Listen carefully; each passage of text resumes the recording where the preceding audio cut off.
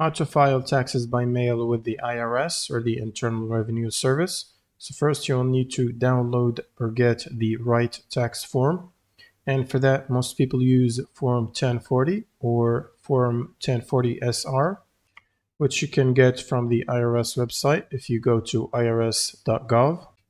And then you would click on the Forms section and click on Form 1040.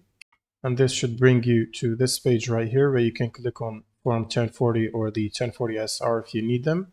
And this will allow you to download the form as a PDF file.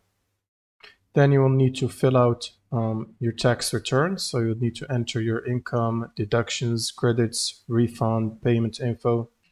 And you'd also need to include copies of forms like W-2 and 1099. Also, any schedules or forms required for your return.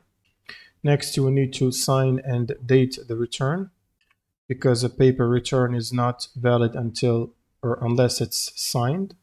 And if you're filing jointly, both spouses must sign it. And the next step is to add payment if you owe. So if mailing a payment, include the correct payment voucher, usually Form 1040V. So if you just type 1040V in the search here, it will bring the form for you and you can click on it. And this will open up the document on your browser. And then you should follow the IRS payment instructions. And next, you will need to find the correct IRS mailing address. Now, the address depends on your state, the form, and whether you're enclosing payment. For that, you want to use the IRS website, and in the search, you want to type where to file, and then click on the first option here, where to file paper tax returns with or without payment. And if you scroll down, you should look for the state. For example, Florida, and this will provide addresses depending on whether you're filing an enclosing payment or not.